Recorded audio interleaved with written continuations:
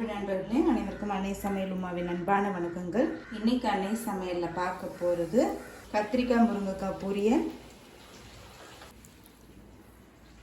சாதத்துக்கு இது இருந்தால் போதுங்க, சைட் டிஷ் தேவையில்லை, அப்படியே சாதத்தில் போட்டு சாப்பிட்லாம். ரொம்பவே சூப்பராக இருக்கும். இதை கத்திரிக்காய் முருங்கைக்காய் தொக்குன்னு கூட சொல்லலாம். வாங்க கத்திரிக்காய் முருங்கைக்காய் பொரியல் எப்படி செய்கிறதுன்னு பார்க்கலாம். கடாயில் தேவையான அளவு எண்ணெய், அரை டீஸ்பூன் கடுகு, அரை டீஸ்பூன் உளுந்து, அரை டீஸ்பூன் சீரகம், கொஞ்சம் கருவேப்பிலை, கொஞ்சம் பெருங்காயம், 8 பல் பூண்டு,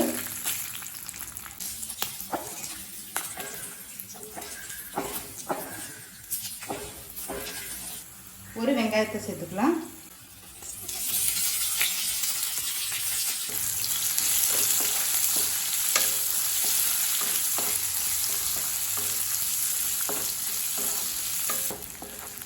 வெங்காயம் நல்லா வதங்கிடுச்சு. 2 தக்காளி,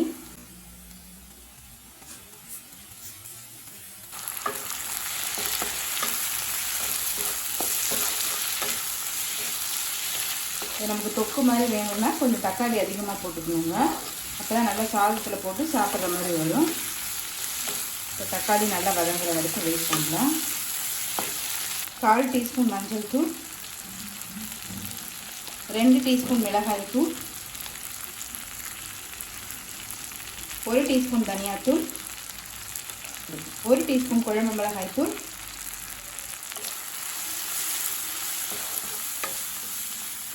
மிளகாத்தூள் வாசனை போக 1 நிமிஷம் வரைக்கும் வதக்கிக்கலாம்.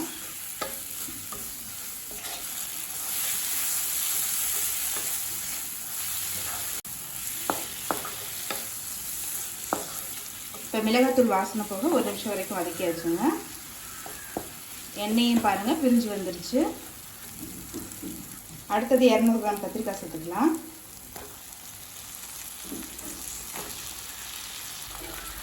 மூணு முருங்கைக்காய், தேவையான அளவு உப்பு,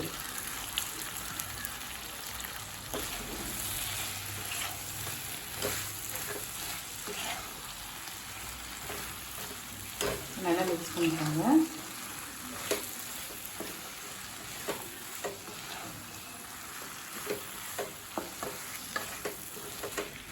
இப்போ நல்லா வதக்கியாச்சுங்க. 1/2 கப் அளவு தண்ணி சேர்த்துக்கலாம். இப்போ மூடி போட்டு கத்திரிக்காயும் முருங்கைக்காயும் நல்லா வேகிற வரைக்கும் வெயிட் பண்ணலாம்.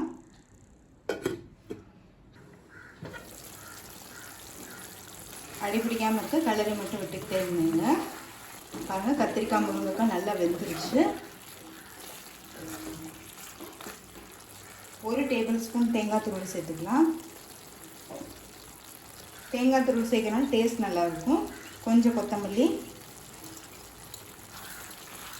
நல்லா மிக்ஸ் பண்ணிக்கோங்க.